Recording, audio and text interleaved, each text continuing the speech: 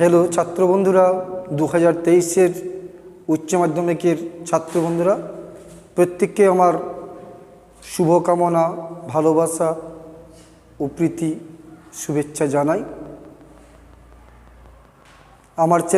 আমার চ্যানেলে প্রত্যেককেই অভিবাদন ও আন্তরিক প্রীতি জানাই। আজকে যে বিষয় তোমাদের কাছে আমি আলোচনা করতে চলেছি, বিচার বিভাগের স্বাধীনতা কিভাবে রক্ষিত হতে পারে তা আলোচনা করব। 2016 সালে এই প্রশ্নটা উচ্চ মাধ্যমিকে দিয়েছিল।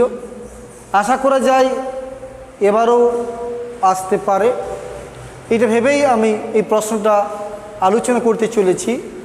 বিচার বিভাগের স্বাধীনতা কিভাবে রক্ষিত হতে পারে তা আলোচনা করব।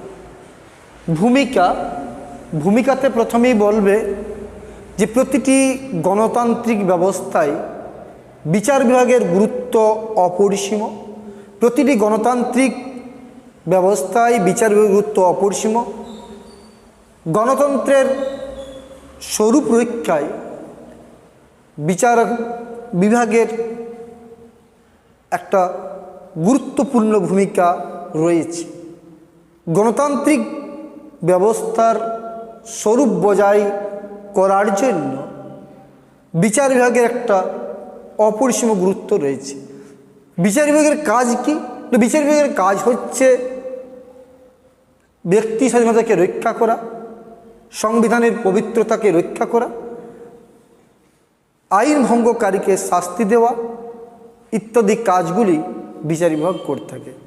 যদি বিচার বিভাগ না থাকে, মনে করো বিচার বিভাগ নেই, তাহলে এই গণতন্ত্র ব্যাপারটা কিন্তু একটা শূন্য কলসির মতোই হবে। শূন্য কলসির যেমন কোনো মূল্য নেই, তেমনি শূন্য কলসি বা শূন্য গর্ভ পর্যবেসিত হবে। তাই গণতান্ত্রিক ব্যবস্থাকে রক্ষা করার জন্য বিচার বিভাগের গুরুত্ব অপরিসীম। এই বিচার বিভাগের উপরে নির্ভর করে একটি দেশের শান্তি শৃঙ্খলা, তার স্থায়িত্ব ও নাগরিকদের জীবনযাপনের পদ্ধতি, এটা আমরা কোন সময় অস্বীকার করতে পারি না। তাহলে ভূমিকাতে বলবে এটা, যেটা বললাম যে বিচার বিভাগের গুরুত্ব, যে বিচার বিভাগের গুরুত্ব কি? বিচার বিভাগ একটি গণতন্ত্রের স্বরূপ বজায় রাখে। গণতান্ত্রিক ব্যবস্থায় বিচার বিভাগ গুরুত্ব অপরিসীম। এই ব্যবস্থার যে ভূমিকা, অর্থাৎ বিচার বিভাগের কাজ কি? বিচার বিভাগের কাজ হচ্ছে বিচার বিভাগের কাজ হচ্ছে ব্যক্তি স্বাধীনতাকে রক্ষা করা। বিচার বিভাগের কাজ হচ্ছে সংবিধানের পবিত্রতাকে রক্ষা করা। বিচার বিভাগের কাজ হচ্ছে আইন ভঙ্গকারীকে উপযুক্ত শাস্তি প্রদান করা। যদি বিচার বিভাগ না থাকতো বা বিচার বিভাগ যদি নিরপেক্ষভাবে কাজ না করে, তাহলে কিন্তু ওই গণতন্ত্র কথাটি এটি কথাই থেকে যেত, বাস্তবে তার বাস্তবায়ন বা রূপায়ণ সম্ভব হতো না। গণতন্ত্রের রূপায়ণ তখনই সম্ভব, গণতন্ত্রের সার্বিক রূপায়ণ বা সাফল্যমণ্ডিত রূপায়ণ সম্ভব একমাত্র বিচার বিভাগের নিরপেক্ষতার উপর। তাই কোন কোন বিষয় দ্বারা বা কোন কোন বিষয়গুলি বিচার বিভাগের স্বাধীনতা ও নিরপেক্ষতার উপর নির্ভর করে, সেগুলো আলোচনা করা যাক। সেগুলো প্রথমে হচ্ছে বিচারপতিদের যোগ্যতা। বিচারপতিদের যোগ্যতা, বিচারপতিদের অযোগ্য বিচারপতি, অক্ষম বিচারক যদি নিয়োগ করা হয়, তাহলে সেক্ষেত্রে নিরপেক্ষ বিচার ব্যবস্থা বা সঠিক বিচার ব্যবস্থা পাওয়া সম্ভব নয়। অর্থাৎ আমরা যাকে বলি যে একবারে অক্ষম ব্যক্তি, যাকে চলতি গোদা বাংলায় বলা হয়, যে অকবজ্ঞ মতো লোকেরা, যাদের কোনো বাস্তবায়ন নেই, অযোগ্য অক্ষম ব্যক্তিদেরকে যদি বিচারকের পদে নিয়োগ করা হয়, তাহলে সঠিক বিচার, নিরপেক্ষ বিচার পাওয়া সম্ভব নয়। তাই নিরপেক্ষ বিচার পেতে হলে বা নিরপেক্ষ বিচার ব্যবস্থা গড়ে তুলতে হলে যোগ্য ব্যক্তিদেরকেই বিচারকের আসনে বসাতে হবে। আর যারা এই অকবজ্ঞ সিং সর্দারদের মতো বা যারা ওপরের পায়ে তেল মর্দন করে বা তৈলমর্দন করে এসেছে, তাদেরকে যদি আমরা বিচারকের পদে আসীন করি, তাহলে দেখা যাবে যে নিরপেক্ষ বিচার ব্যবস্থা একটা স্বপ্নের মতো হবে, অর্থাৎ বাস্তবে তার রূপায়ণ সম্ভব নয়।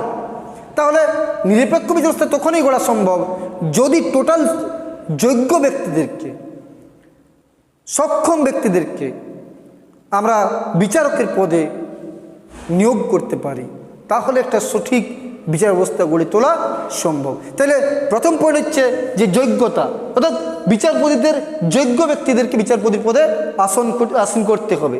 নিয়োগ পদ্ধতি, এই নিয়োগ পদ্ধতির একটা কিন্তু বিশাল ফ্যাক্টর। কি জানো, আমাদের দেশে কেন, প্রত্যেকটি দেশে নিয়োগ পদ্ধতির নিয়ে একটি ব্যাপক রহস্য রয়ে গেছে। সেক্ষেত্রে কি হয় যে জনসাধারণ কর্তৃক নির্বাচিত হয়, আইনসভা দ্বারা মনোনীত হয় এবং শাসন বিভাগ কর্তৃক মনোনয়ন হয়। এই তিনটা পদ্ধতি প্রত্যেকটা দেশে অ্যাপ্লাই হয়। অর্থাৎ কোথাও জনসাধারণ কর্তৃক নির্বাচিত হয়, আমরা দেখেছি সুইজারল্যান্ডে এটা হয়, কোথাও আইনসভার দ্বারা মনোনীত হয়, আবার কোথাও শাসন বিভাগ কর্তৃক মনোনয়ন হয়। কিন্তু মনে করো যদি শাসন বিভাগ কর্তৃক মনোনয়ন হয় তাহলে দেখা যাবে অনেক ক্ষেত্রে অযোগ্য ব্যক্তিরাও কিন্তু বিচারপতির পদে বা বিচারকের পদে আসীন হতে পারে। অর্থাৎ যারা শাসন বিভাগের মান রক্ষা করবে, যারা শাসন বিভাগের কথা মতো চলবে, তাদের হাতের পুতুলে থাকবে, তাদেরকেই তারা ক্ষমতায় বসাবে। তাহলে এক্ষেত্রে একটা প্রয়োজন রয়েছে যে সঠিক ব্যক্তিকে সঠিকভাবে নির্বাচন করতে হবে। যদি সঠিকভাবে নির্বাচন আমরা করে ফেলি তাহলে কি হবে না, তাহলে বিচারপতিদের বিচার ব্যবস্থার নিরপেক্ষতা রক্ষিত হতে পারে। তাহলে আমাদের মনে রাখতে হবে যে নিয়োগ পদ্ধতি জনসাধারণ দ্বারা কর্তৃক নির্বাচিত, আইনসভা দ্বারা মনোনীত, শাসন বিভাগ কর্তৃক মনোনয়ন, এই তিনটে ব্যবস্থার মধ্যে বিচার ব্যবস্থা টিকে থাকে। তাই এই তিনটে ব্যবস্থা, কিন্তু উপরোক্ত তিনটে ব্যবস্থার মধ্যে তুলনামূলকভাবে বেশিরভাগ রাষ্ট্রবিজ্ঞানীরা শাসন বিভাগ কর্তৃক মনোনয়নটাকে বেশি প্রাধান্য দিয়েছেন। এরপর হচ্ছে বিচারপতিদের কার্যকাল। কোথাও বিচারপতিরা যদি স্বল্প সময়ের জন্য বা স্বল্প কালের জন্য মনোনীত হন, সেক্ষেত্রে তারা দুর্নীতি পরায়ণ হতে বাধ্য। যদি মনে করো খুব কম সময়ের জন্য মনোনয়ন হন, তখন তারা ভাবেন ভবিষ্যতের কথা এবং নিজের ভবিষ্যৎকে সুনিশ্চিত করতে। প্রত্যেকটা মানুষ নিজের ভবিষ্যৎ করবে, আমি তুমি সকলেই ভাবি। তাহলে আমাদের কে চাইবে না নিজের ভবিষ্যৎকে সুনিশ্চিত করতে? তখন নিজেদের ভবিষ্যৎকে সুনিশ্চিত করার জন্য তারা তখন অনৈতিকভাবে দুর্নীতিপরায়ণ হয়ে থাকেন। অর্থাৎ অর্থের বিনিময়ে তারা তখন বিচার কার্য করে থাকেন। ফলে এক্ষেত্রে ব্যক্তি সাধারণ, জনসাধারণ তারা সুবিচার থেকে বঞ্চিত হন। তাই স্বল্পকালীন মেয়াদে বিচারপতিরা নিয়োগ করা হয়, তাহলে তাদের একটা দুর্নীতিপরায়ণ হওয়ার সম্ভাবনা রয়েছে। আর যদি মনে করো স্বল্পকালের জন্য তাদেরকে নিয়োগ করা হলো, তখন তারা সেই নিয়োগ কর্তৃপক্ষকে সন্তুষ্ট করার জন্য, যাতে ভবিষ্যতে তারা আবার নিযুক্ত বা নির্বাচিত হতে পারেন, সেই জন্য তারা তখন কি করেন না, তাদেরকে সন্তুষ্ট করার জন্য, তাদের মনকে সঠিক রাখার, তাদের মনকে তাদের মন ধরে রাখার জন্য তারা তখন তাদের মতো করে বিচার কার্য পরিচালনা করেন। কিন্তু যদি সংবিধান দ্বারা বিচারপতিদের কার্যকালের মেয়াদ ঠিক করে দেওয়া হয়, দীর্ঘকালীন মেয়াদে ঠিক করে দেওয়া হয়, তাহলে তারা সবসময় চাইবেন যে সঠিক বিচার ব্যবস্থা মানে সঠিক বিচার করতে। অর্থাৎ এক্ষেত্রে বিচারের নিরপেক্ষতা বজায় থাকবে, এবং অধিকাংশ রাষ্ট্রে এটা করা হয়। দীর্ঘকালীন মেয়াদে বিচারপতির কার্যকাল নির্বাচিত করা হয়। এরা প্রত্যেকটা বেশিরভাগ দেশে, বিশ্বের বেশিরভাগ দেশেই তাদেরকে দীর্ঘকালীন মেয়াদে নির্বাচিত করা হয়। তাহলে নির্বাচন পদ্ধতিটা একটা মানে বিচারপতিদের কার্যকালটা একটা ফ্যাক্টর বটে। এরপর হচ্ছে অপসারণ পদ্ধতি।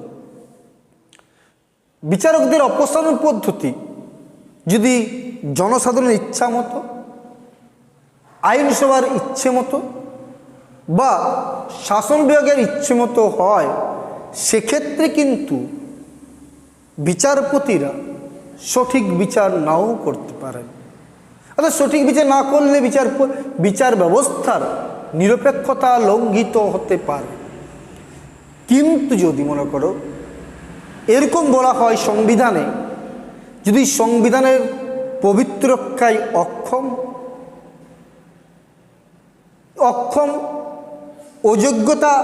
অযোগ্যতাদের যদি কাজের যোগ্যতা নিয়ে প্রশ্ন ওঠে, সংবিধানের পবিত্রতা ভঙ্গ করলে তাদের অপসারণ করা হবে, এবং তা যদি প্রমাণিত হয় যে তিনি সংবিধান ভঙ্গ করেছেন, তিনি অযোগ্য যদি প্রমাণিত হন, তিনি সংবিধানকে ভঙ্গ করেছেন এটা যদি প্রমাণিত হয়, আর তারপরে যদি তাদেরকে অপসারণ করা হয়, তাহলে তারা হয়তো নিরপেক্ষ বিচার ব্যবস্থা পরিচালনা করতে পারেন। কারণ তখন তারা চেষ্টা করবেন নিজেদেরকে যোগ্য হিসেবে গড়ে তুলতে এবং সংবিধানকে রক্ষা করার জন্য, সংবিধানের পবিত্রতাকে রক্ষা করার জন্য তারা সর্বসময় চেষ্টা করে থাকবেন। এবং এর ফলে দেশের প্রতিটি জনসাধারণ সঠিক বিচার পেয়ে থাকবেন। বহু দেশে এরকম হয় যে সঠিক বিচার ব্যবস্থা থাকে না। কেন থাকে না? তার একটা কারণ আছে। আমাদের রাজ্যে দেখো যে দুর্নীতি আমলারা, যারা মন্ত্রী আমলারা এত পরিমাণ দুর্নীতি করেছে চাকুরি সংক্রান্ত ব্যাপারে, সে দুর্নীতি কাদের জন্য উঠে এলো? বিচারপতিদের জন্য, বিচার ব্যবস্থার জন্য এদের গোপন জিনিসগুলো ফাঁস হয়ে গেল। যদি বিচার ব্যবস্থা সঠিক না থাকতো তাহলে কিন্তু এই ব্যবস্থাগুলো উঠে আসতো। মানে তাদের যে চক্রান্ত, একটা গভীর চক্রান্ত প্রত্যেকটা রাজ্যেই হয় বা সেন্ট্রালও হয়, এই যে ব্যবস্থাটা এটা কিন্তু হতো না।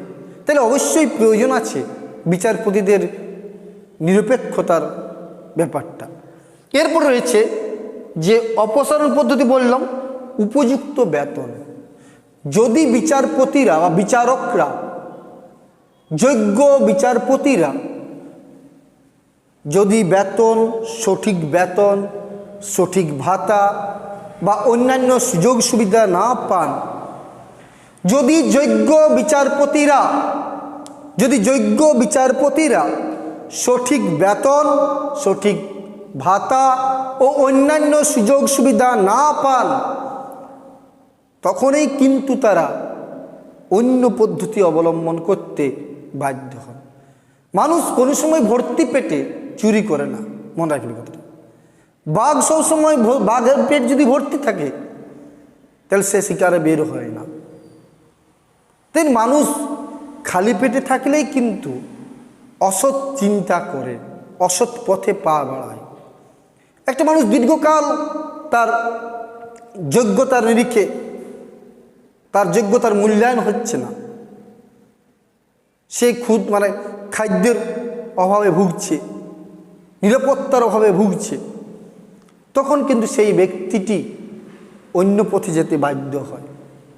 তেমনি বিচারপতিরা যদি সঠিক বেতন না পান, সঠিক ভাতা না পান, অন্যান্য সুযোগ সুবিধা না পান, তখন তারা অন্য পথে হাঁটবেন।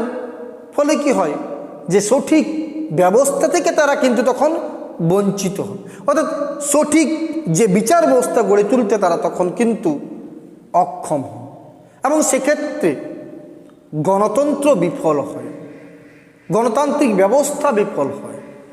তাই নিরপেক্ষ বিচার ব্যবস্থা গড়ে তুলতে গেলে স্বাধীন নিরপেক্ষ বিচার ব্যবস্থা গড়ে তুলতে গেলে যোগ্য বিচারপতিদের যোগ্য বেতন, যোগ্য ভাতা ও অন্যান্য সুযোগ সুবিধা দেওয়া উচিত।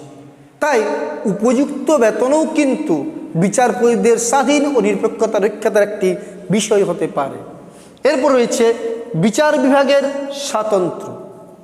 যদি আইন বিভাগ ও শাসন বিভাগ থেকে বিচার বিভাগকে পৃথক করা হয়, যদি এই আইন বিভাগ ও শাসন বিভাগ থেকে বিচার বিভাগকে পৃথক করা হয়, আইন বিভাগ শাসন থেকে বিচার বিভাগকে আলাদা করে দেওয়া হয়, একটা স্বতন্ত্র বিচার ব্যবস্থা গড়ে তোলা হয়, তাহলে কিন্তু এই যে বিচার বিভাগের স্বাধীনতা বা নিরপেক্ষতা রক্ষা করা যেতে পারে। তাহলে একটা বিচার বিভাগকে পুরোপুরি আলাদা করতে হবে, স্বাতন্ত্র করতে হবে, কারোর সঙ্গে তার লিঙ্ক যেন না থাকে, যেন আইন বিভাগও তাকে না চালাতে পারে, যেমন শাসন বিভাগও তাকে না চালাতে পারে। অর্থাৎ সে যেন নিজের নিয়ন্ত্রক, নিজেই নিজের নিয়ন্ত্রক হয়। তাহলে সেক্ষেত্রে বিচার বিভাগের স্বাধীনতা ও নিরপেক্ষতা রক্ষিত হতে পারে, এটা কিন্তু মনে রাখতে হবে। আর কি?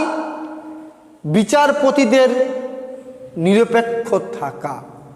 বিচারপতিদের নিরপেক্ষ থাকা, অনেক ক্ষেত্রে বিচারপতিরা নিরপেক্ষ থাকেন না, তখন তারা কোনো দলের, কোনো বিশেষ ব্যক্তির, কোনো বিশেষ গোষ্ঠীর কথা মতো চলেন, এমনটা হওয়া চলবে না। বিচারপতিকে নিরপেক্ষ হতে হবে, তাদেরকে সঠিক বিচার ব্যবস্থা গড়ে তুলতে হবে। বিচারপতিদের নিরপেক্ষতা স্বাধীন বিচার ব্যবস্থা গড়ে তোলার একটা বিশেষ দিক। তাদেরকে দুর্নীতির ঊর্ধ্বে উঠতে হবে, নিরপেক্ষ হতে হবে, তাহলেই কিন্তু স্বাধীন বিচার বিভাগের স্বাধীনতা রক্ষা করা যেতে পারে, তাহলে এই বিচার বিভাগের স্বাধীনতা রক্ষা করা যেতে পারে। যদি এরপর বলবে মূল্যায়ন, আবার আমি একবার বলে দিই যে বিচারপতিদের নিরপেক্ষ থাকা, বিচারপতিদেরকে নিরপেক্ষ থাকতে হবে। তারা যদি নিরপেক্ষ না থাকেন, তাহলে কিন্তু এত যে ব্যবস্থা গণতন্ত্র গড়ে তোলার, সেটা নিষ্ফল হয়ে যাবে। অর্থাৎ স্বাধীনতা যদি, বিচার বিভাগের স্বাধীনতা যদি রক্ষিত না হয়, তাহলে সেক্ষেত্রে দেখা যেতে পারে কি যে গণতন্ত্র কথাটি কেবলমাত্র ওই বইয়ের মধ্যেই সীমাবদ্ধ থাকবে, বাস্তবে তার রূপায়ণ সম্ভব হবে না। তাই বিচারপতিদেরকে অবশ্যই নিরপেক্ষ হতে হবে, দুর্নীতির ঊর্ধ্বে থাকতে হবে। কোনো বিশেষ রাজনৈতিক দলের, কোনো বিশেষ গোষ্ঠী, কোনো বিশেষ ব্যক্তির তাবেদারি করা কিন্তু তাদের চলবে না। যদিও আমাদের দেশে এটাই কিন্তু অনেক ক্ষেত্রে হয়ে থাকে, এটা কাম্য নয়, এটা কাঙ্ক্ষিত নয়। কেননা সেক্ষেত্রে সাধারণ যারা মানুষ, যারা সমাজের নিম্ন স্তরে, যারা মিডিল স্তরে বসবাস করেন, তারা কিন্তু সমস্ত সুযোগ সুবিধা থেকে বঞ্চিত হবেন, যোগ্য বিচার থেকে বঞ্চিত হবেন। পরিশেষে মূল্যায়নে বলা যায় যে এত সব কথা আলোচনা করার পরেও আমরা বলি যে স্বাধীন নিরপেক্ষ বিচার ব্যবস্থা গড়ে তোলা অসম্ভব। কেননা বিচারকরা একটা নির্দিষ্ট পরিবার, একটা নির্দিষ্ট সামাজিক গণ্ডি থেকে উঠে আসেন। তাই সমাজের রন্ধ্রে রন্ধ্রে আজ কি দুর্নীতি ঢুকে গেছে। প্রত্যেকটা মানুষ অর্থের বিনিময়ে কাজ করে চলেছে। অর্থাৎ এই যে আমরা যদি বলি দুর্নীতি, প্রত্যেকটা সমাজের রন্ধ্রে রন্ধ্রে ঢুকে গেছে। ঘুষ খাচ্ছে, আমরা বলি ঘুষ খাচ্ছে। কেন? কে ঘুষ দিচ্ছে? জনসাধারণ দিচ্ছে বলে তো তারা খাচ্ছে। জনসাধারণের দোষ এই ঘুষ দেওয়াটা, তাদের ঘুষ খাওয়াটার দোষের নয়, জনসাধারণ ঘুষ দেওয়াটাই বলে বসেছে, তারা দিচ্ছে বলেই তারা খাচ্ছে। অতএব জনগণকেও সঠিক হতে হবে। এলান বলেছেন যে নিরপেক্ষ স্বাধীন বিচার ব্যবস্থা গড়ে তোলা আধা অলিক স্বপ্ন মাত্র, অর্থাৎ সম্ভব নয়। তবু বলবো আমরা, সম্ভব নয় তবু বলবো যে আমাদেরকে এটা করতেই হবে। কোনটা? না, স্বাধীন নিরপেক্ষ বিচার ব্যবস্থা গড়ে তুলতে হবে। যদি না গড়ে তোলা হয়, তো রাজনৈতিক দলগুলির বা যে দল ক্ষমতায় রয়েছে তারা স্বেচ্ছাচারিতা বা স্বৈরাচারিতার আশ্রয় নেবে, আর সেখানেই গণতন্ত্র লঙ্ঘিত হতে পারে। আজ এখানেই শেষ হোক। জয় হিন্দ। সকলে ভালো থেকো, সুস্থ থেকো, এই কামনাই করে আমি আজকের ভিডিও এখানেই শেষ করলাম। পরের ভিডিওতে আরও বিশেষ কিছু নিয়ে আমি আলোচনা করব। ভালো থেকো।